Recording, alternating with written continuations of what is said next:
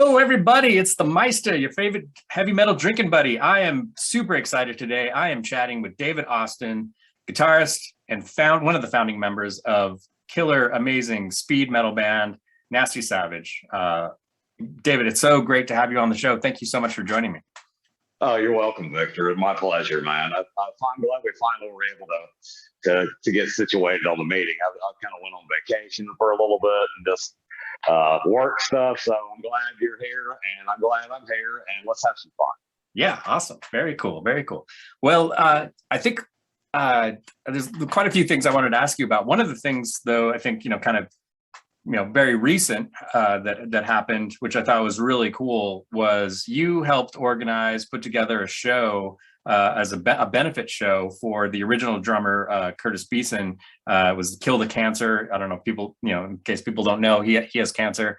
And you spearheaded this project to help raise money for him, mm-hmm. which was very cool, very nice of you to do. And maybe tell us a little bit about how that went. What was, what was that all about? Kind of the process and yeah, sure.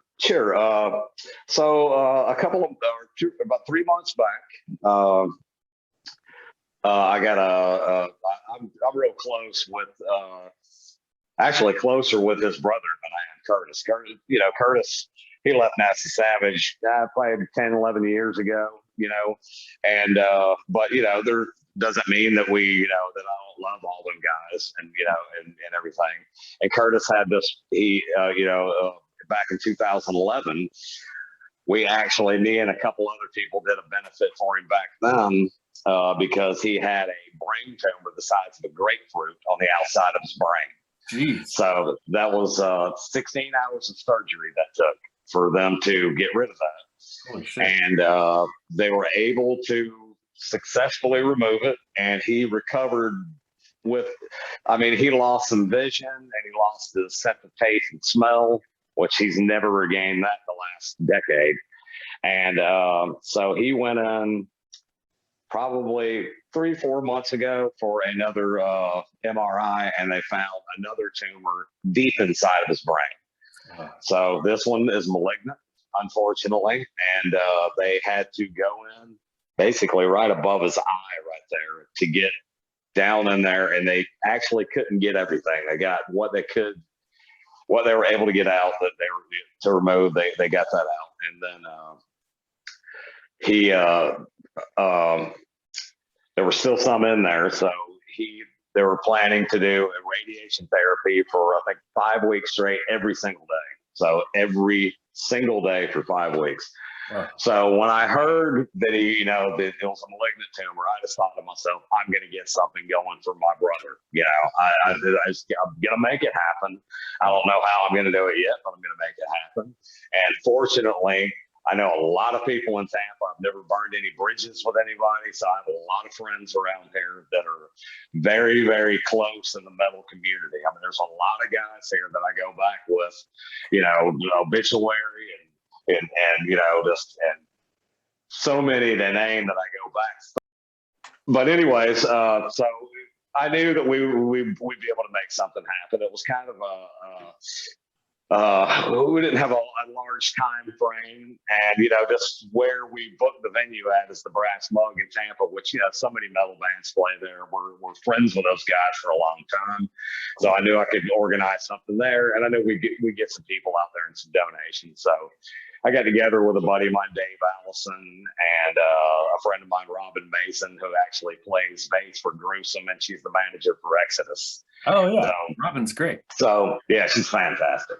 So we all, I got together with Dave. I said, yeah, I'm gonna let me get the date. I'll book the band. So I got, we got 5, nice local bands to donate their time and play for free. And we probably had maybe 110, 120 people there. But when you look at it as a minimum donation of $10, we ended up raising 5,000.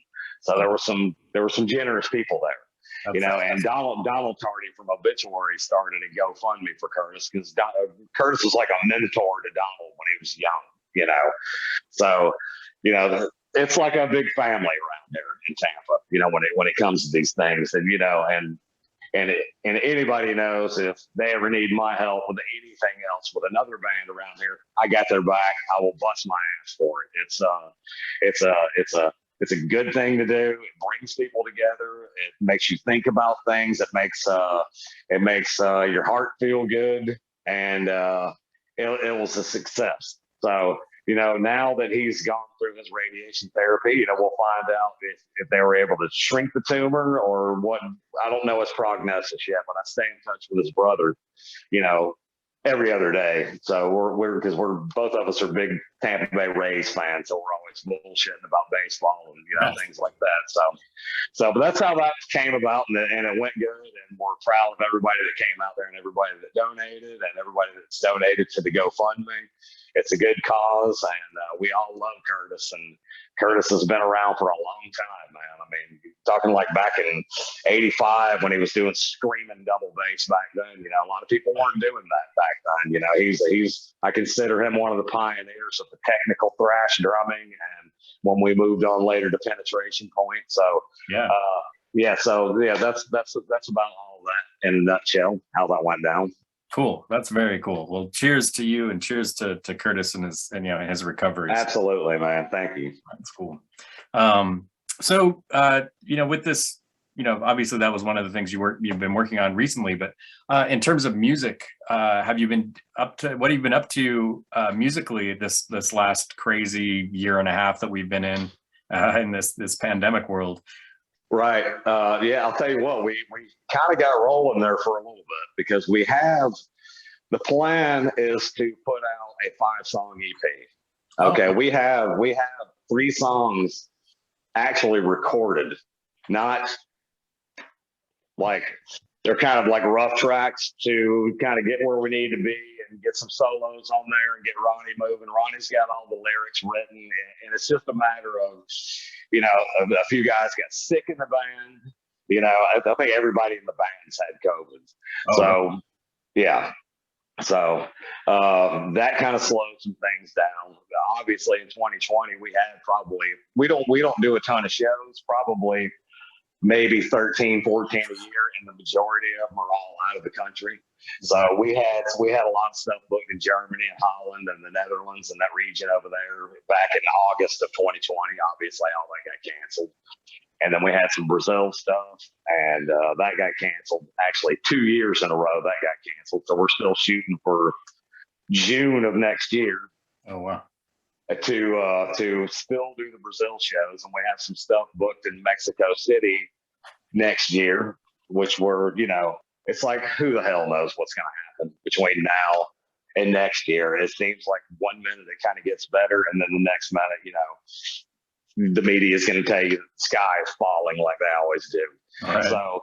So we've successfully recorded some new material, which I think is kind of like a combination between all the stuff, really. I mean, there's some stuff on there that sounds really old school, like on the first album. There's some technical stuff on there that people could relate to that really love Penetration Point, and some abstract reality and indulgence kind of mixed in there a little bit. Cool. So it's just a matter of, and I'll tell you one thing. Part of the holdup is because of me personally, because I started a new job. It's a very hot job. And when I get home, sometimes I just don't even want to look at my guitar. It's just, I'll just be straight up with you. That's just the way that it is. Yeah. And then the benefit came up, and I kind of really put all my energy into that besides, the regular, just working and all that. So it's kind of difficult, but I think we have a show supposedly in LA, October 16th with DRI. Oh, wow.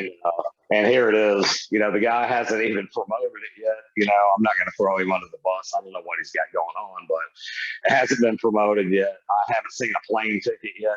So, and it's less than 2 months away. So if that's going to go down, I have no freaking clue, so if there's any worries about it, I'm not going to get on a plane to go to LA just to turn around and fly back, then get hassled for COVID and all that bullshit. So I don't know. So that's the only thing that we have booked for this year.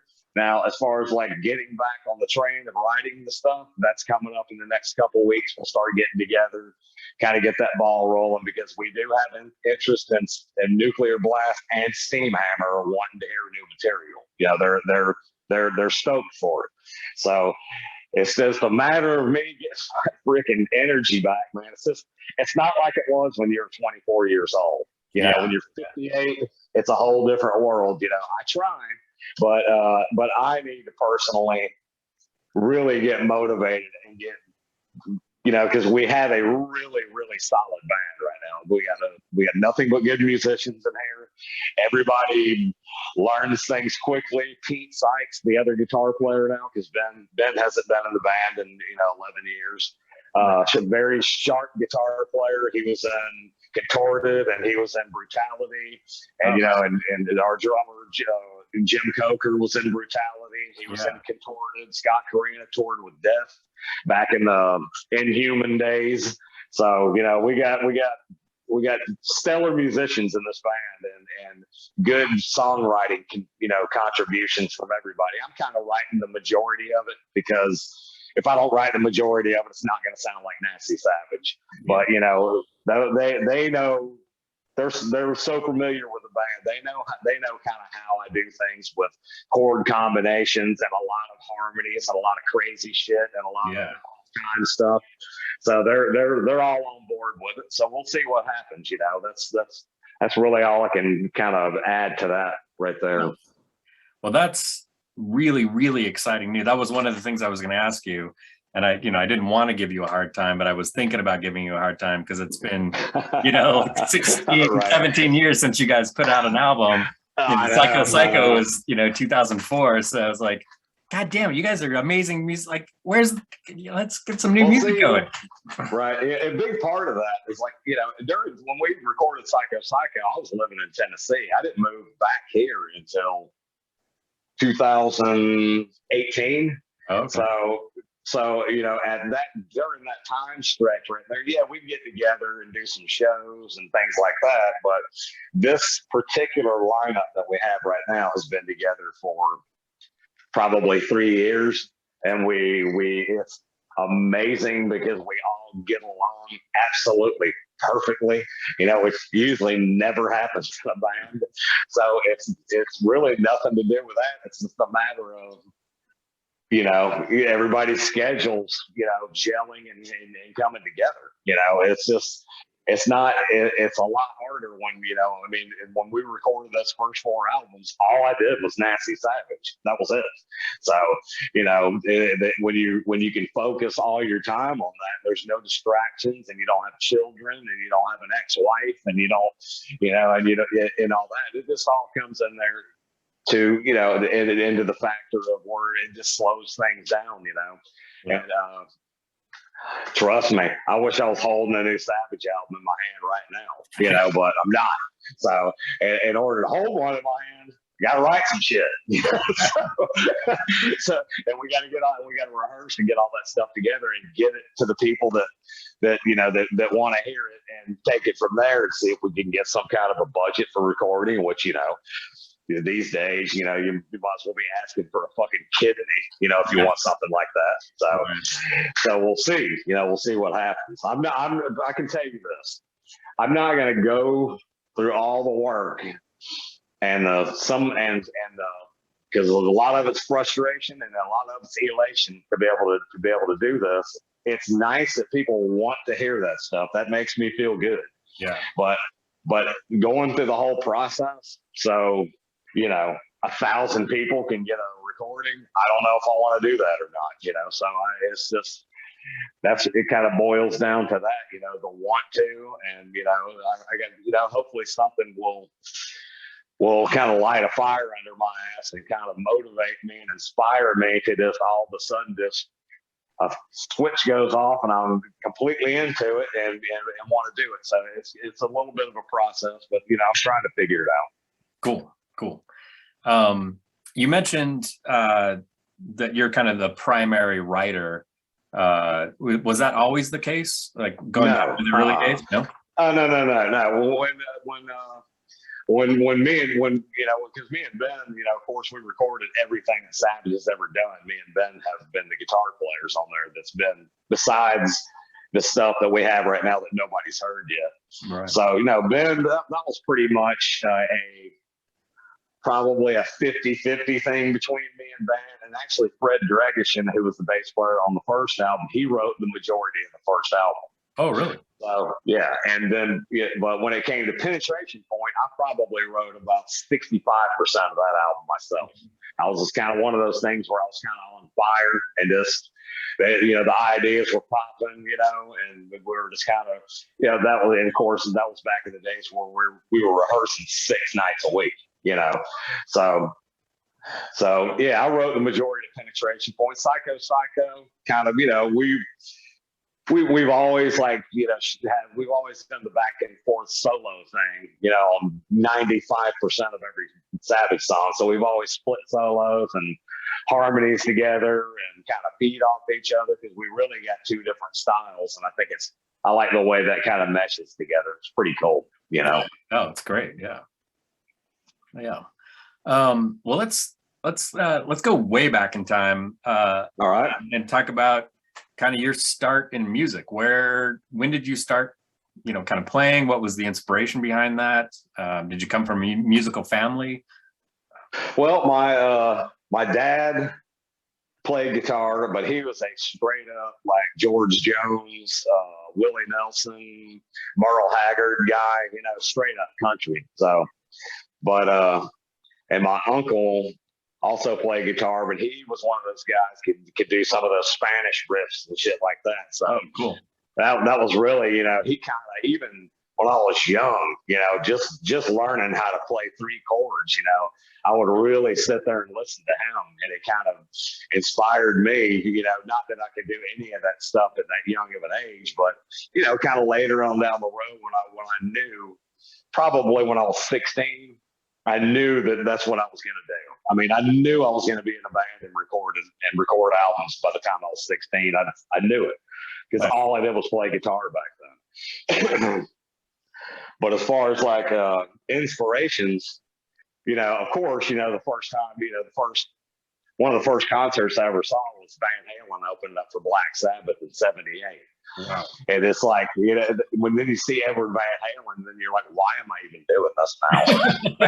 So, but I kind of took it like that a little bit, kind of like, maybe I should just give up. But, there's so many great guitarists, like B.B. King, he plays a lot of the same notes and stuff. With the vibrato is just like pure, just soul just wrapped up in another soul. It's so badass to me, Yeah. Because I like all that kind of stuff, and I used to listen to a lot of Al Di Meola back in the day, in '79 and '80, and I was really super still am into Uli John Roth. Instant. My first Scorpions record was Taking by Force, so that's when I started getting into them, and then. I followed him right when through Electric Sun when that first came out and everything. And just listening to like him and like Blackmore and Jeff Beck, man, they just make you just think out of the box, man. It's like, man, there's so much other things you can do besides this pentatonic blues scale that you're doing. Yeah. And fortunately, at 18, 19, 20 years old, I was getting pretty good at that, really doing the kind of like the Egyptian sounding stuff, I was just really mesmerized by, like Stargazer, it's the Blackmore stuff and just only, doing Sales of Sharon, and all that kind of stuff. So I took those ideas.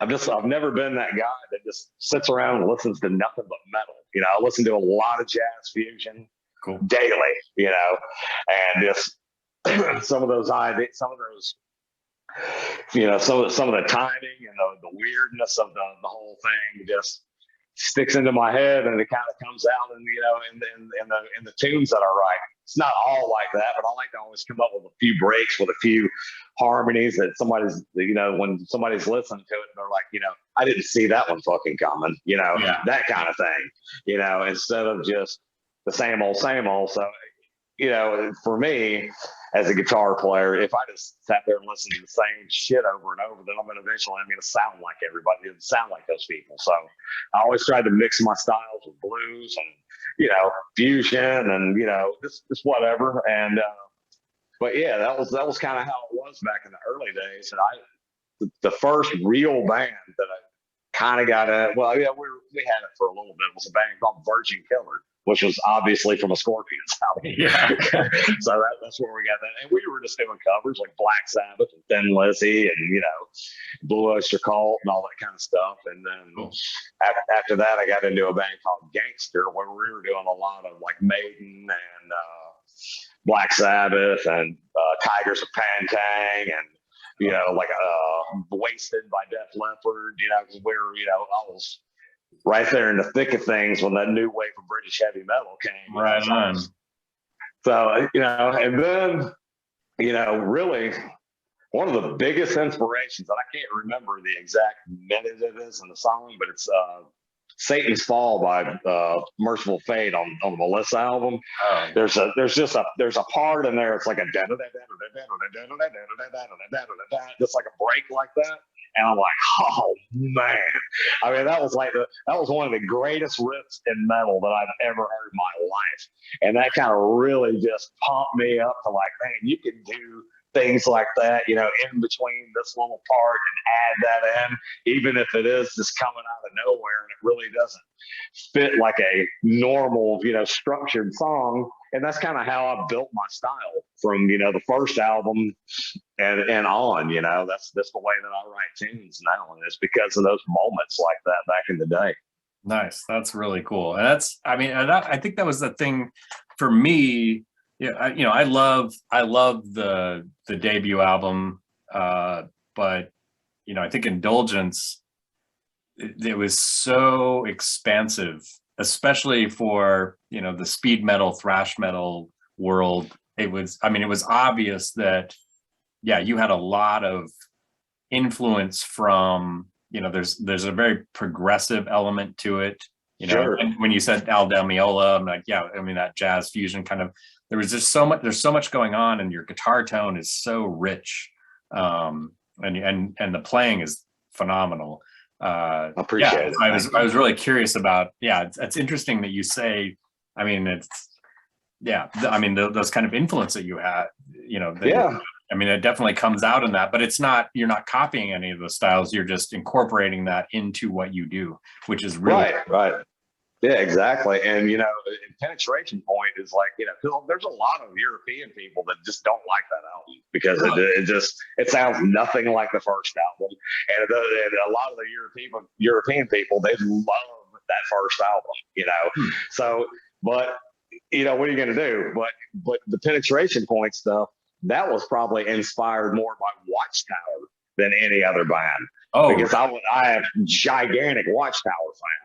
Now, can I play like that guy? Nope, I can't. But, you know, I can think out of the box like they're doing, but I didn't want to go too over the top with it, you know, where it's, you know, because Watchtower, I mean, personally, I could listen to them every day, but I could see where somebody could, their brains just not wrapping around us, you know, because it's so freaking technical, you know. Yeah. But, yeah, there's a lot of the Watchtower stuff kind of, you know, jumped at me, and it, you know, it almost made me want to write more technical stuff, you know. I was like, I can fit that into the Savage style, you know. So that's, you know, Penetration Point really is like in a whole little world of its own, because it just does not sound like the first three at all to me.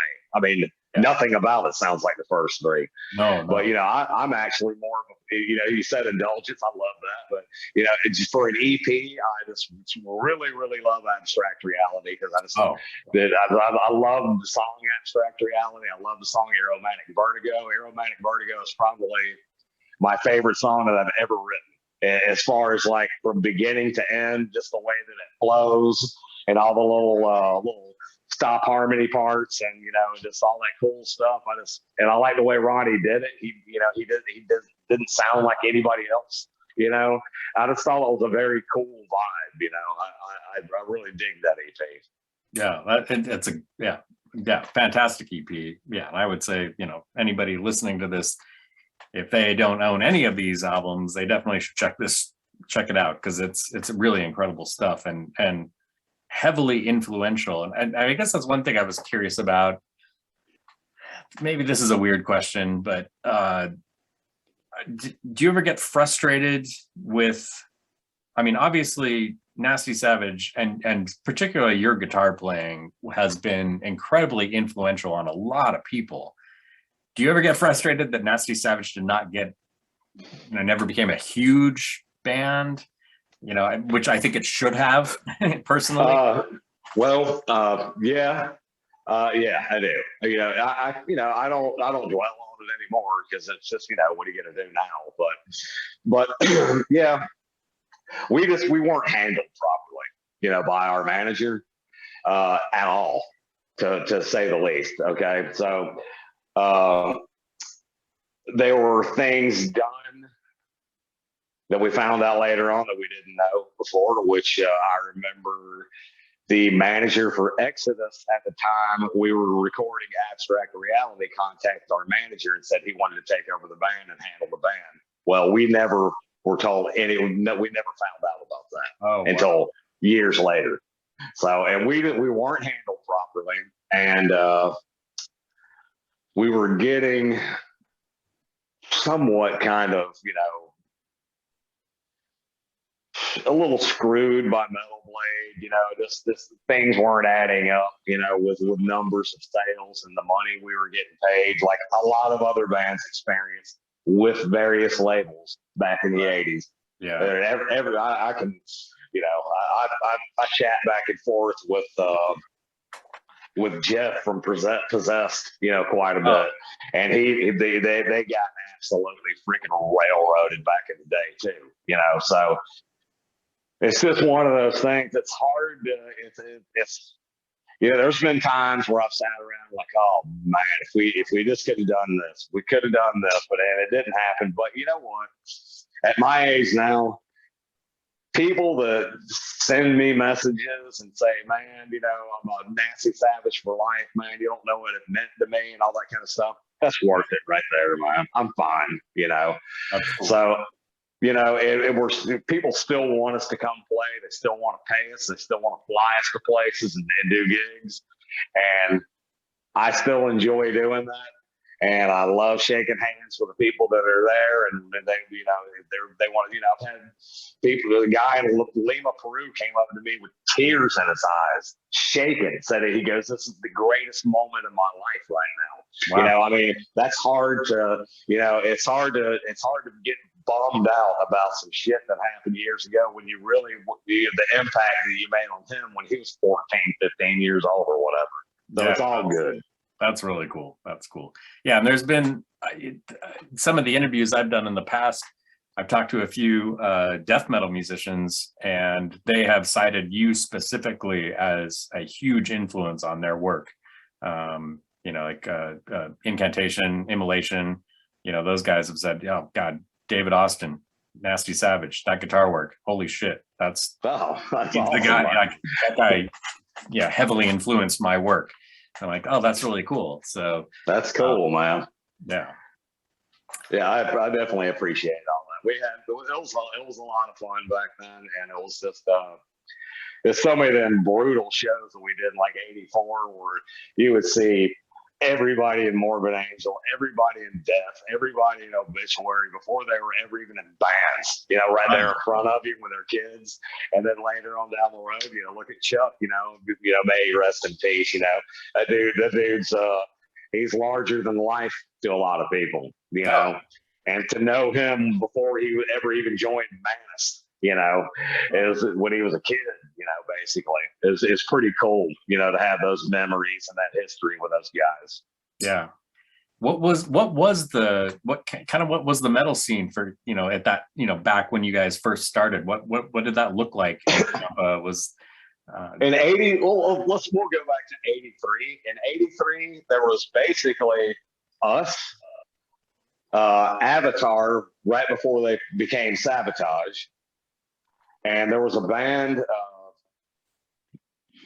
a lot of people overlook because just because they just didn't grow up in the Tampa Bay area. So they'll know what a band called Argus, which was a cover band. But that band, I mean, like in '82, they were doing Samson, they were doing Holocaust, they were doing Angel Witch. Nobody was doing that shit. You know what I mean? So, I mean, I got chill bumps thinking about it right now, because I just remember being right there in the front row and they're playing Angel of Death by Angel Witch and going into the Gorgon. And I'm like, oh my God, this is incredible right there. You know, and it's a shame that those guys never came up with the original material to get signed and go on, because they were a great band. And then, of course, you know what happened with Sabotage. You know, they became gigantic in Europe, you know, and the rest is history with them. But I remember going to a bar in St. Pete, which is actually now, actually became the original Hooters. It's in Clearwater. And we went there to see Avatar, and there was probably 40 people there. And, you know, they break into City Beneath the Service, and I'm going, oh my God, this is the sickest shit that I've ever heard, you know. So we talked to those guys, you know, it was back when Keith Collins was still in the band and everything. So we talked to those guys and said, dude, you've got to come to Brandon and play this one place that we had already played a couple of times and tacked it out, you know. I said, that place is going to be sick. So they went over there and played, and you could not fit another person in that place. And they're out there playing Holocaust and all that shit. That was a sick freaking time right there, man. Nice. Sick. And yeah, and that really fired up Nasty Savage to really, you know, and Ronnie, you know, he back, especially back then, was just a promotion king. I mean, that guy wrote every single person in the damn world, you know, and then we created that fanzine and everything back in the day. And he just had so many pen pals, you know, and, you know, when that demo came out, we ended up selling like 6,000 or 7,000 of those demo tapes. Nice. You know, that was a lot for back then. And, but Ronnie really got that shit circulated, and, you know, he was friends with so many people and had so many contacts. Then, you know, eventually when that demo came out, then we got signed by Metal Blade. That's very cool. Wow. It's funny. It's in some ways it doesn't seem like it was that long ago, and then in other ways it seems like it's a really long time ago. right. Yeah, it doesn't seem that long ago, even though it was 38 years ago. Yeah. It's so weird. It's a different time, like with the underground scene with the tape trades and the pen pals. And, yeah. You know, I'm sure, you know, I mean, now I know. So it was work back then. I mean, you had to be diligent, man. I mean, now you just press a button and there's your shit, you know, right there for everybody to see. Yeah, I mean, not that you don't have to work, but, you know, back then, you know, I mean, I remember just sitting over in Ronnie's bedroom back in the day and just answering every single fan letter, signing all the promo shots, you know, putting extra stickers in there and writing little personal notes and stuff like that. And when we play a show, just going to every telephone pole in Brandon and putting a flyer on there and all that, you know. You definitely had to work it back then, but, you know, when you know, just working it like that back then, we always would draw, you know, always, you know, in that area. There was never a problem with that. So just getting those flyers circulating, and then Ronnie, you know, being like the machine that he was relentless on that stuff, you know. So it was a lot of fun. It was a lot more much fun back then than it is now. It's boring now to me, you know. But you know, it's like if we're gonna do a show, I got to put it on social media. I mean, that's what you just got to do. You're kind of forced to do that now. You can't go old school anymore. So yeah. It's a good memory. Yeah. So, you know, as you said, you know, it's 38 years for Nasty Savage. You know, 1983 was when you guys formed. Do you have any plans for, you know, and we've got a couple of years on this, but, you know, for like, you know, 2023, is there any sort of, you guys got any plans for like a 40th anniversary, anything? No, we really haven't looked into it that far because of, you know, just because of the way the world is now with this pandemic and everything, it's just hard to. I really feel for like my brothers and like Obituary and a lot of those bands that's what they do for a living. You know, they've been shut down for so long, you know, and now they finally have the tour coming up with Black Label Society, you know, and you got, and hopefully all that goes smooth and there's not a problem and everything and they have to shut down again or stop or whatever. I really feel for all those working bands like that, you know, that's what they were doing. That was their bread and butter, you know, getting out there and popping it, selling the merchandise, you know, and you know, and making a few bucks off the gigs. And I just hope it, you know, it all gets back to normal one day. And then once that happens, then we'll try to figure out what we're going to do. But right now we've never, you know, as of the last 3 or 4 years, we're not out there pushing to get gigs. We're just, you know, people will call us up, you know, or send us an email. Hey, you want to do this? You want to do that? Make us an offer. Well, then we'll talk to you and then we'll take it from there, you know. But we do want to get some new music going for sure. You know, I mean, it's been way too long and we got a lot of good ideas and, you know, I don't want to put anything out that's going to be subpar or just something that we just kind of rush through to get out. I want it to be perfect, you know. Well, if I may suggest, I would love to see, I think it'd be cool if you guys did a box set, you know, for like your 40th anniversary, something like that. Just an idea. You know what? You know what? If Mellow Blade didn't own our first 3 albums still, we probably could do that. They still own it. Wow. I had no idea. Yeah, I'm telling you, we got hammered. So, That sucks. but not, I don't want to get it depressing or anything. Yeah, it's just the reality. Yeah, that's the reality of it. Well, let's go positive. We'll go positive. All right, so, you know, you've toured for 38 years. You've been all over the world touring. You've seen, you know, everything. But kind of for you, are there any real standout moments, like any shows, any tours where you're like, wow, that was incredible. That was amazing. Standout shows, yeah, I would say the night that we played with Hallows Eve and Slayer at Lemoore in New York in '85. Wow. That was absolutely insane. You know, it was on the Hell Awaits tour. You know, we were all nervous, you know, because there's 1,800 people at Lemoore's. Place is packed, and it's like, you know, I'm sitting there just saying to myself, please don't fuck up. Please don't fuck up, you know, because and those people at Lemoore's, I don't know how it is there now, but back in the day, your ass better be ready when it's time to play, or you ain't playing. You know, they're hardcore about that stuff. So yeah, that was a big moment because I know Hallows Eve was kind of going. They were kind of getting late. And I forgot which guitar player it was, but he broke a string like 5 minutes before they were go on. He started flipping out. I went in there and changed the string for him as fast as I could, got it tuned up, told him to relax, calm down, and made it out there. And the crowd was already chanting Slayer before they ever even went out there. And it was like, oh no. But once they got out there and they started playing, you know, and the crowd warmed up to it. It was all good. We got out there and played, kicked ass. The crowd was great. And of course, Slayer was, you know, they were fantastic. And that was probably just the first big show that I did before the next one, which is the next one on this tour, which was the World War III Fest, which is probably the biggest standout ever for me. Just for the fact that we played with Voivod, Destruction, Possessed, and Celtic Frost, you know, all in one gig, and there's 5,000 people there, and it was sick, you know.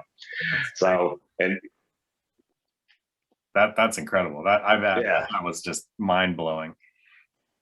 As a recent gig, the last show that we did in Santiago, Chile, that was absolute just maniacs in this place. I mean, it was unbelievable. People having their big, gigantic, homemade, nasty savage banners and hanging them up in the rafters and just going nuts from the first song to the end of the night, you know, and got treated with such respect by the promoter. And it was just that was a perfectly done gig. It went this smooth.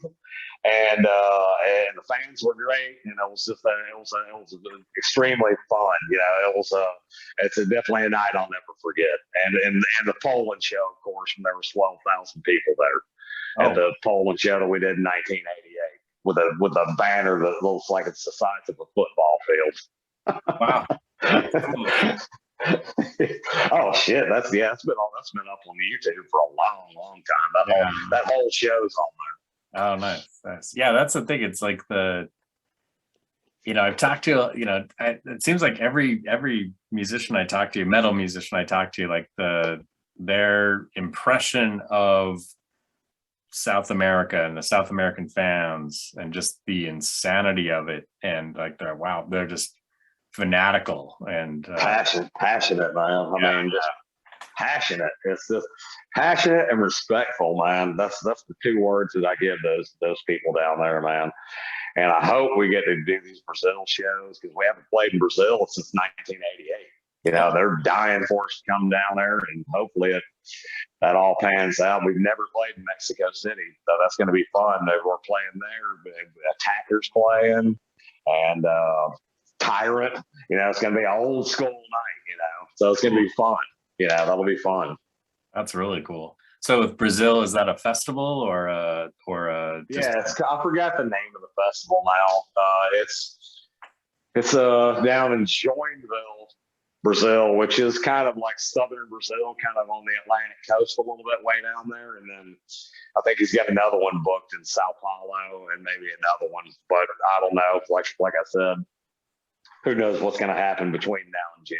So yeah, we just wait. So yeah, cross your fingers, and hopefully everything goes well. That would be great. And we as a band, we don't want to go somewhere where we're going to have to be nervous the entire time. Or is somebody going to try to check us for COVID? Is somebody going to come up positive? Or are they going to stick us, in a place for 2 weeks, and not be able to go home? Those are the worrisome things right there. That you really don't have to worry about in the United States, and you don't want to be abroad, in a strange place going through that kind of nonsense. So, we just want to make sure that we know it's going to go smooth and there's not going to be problems. Yeah, I agree. Yeah, definitely.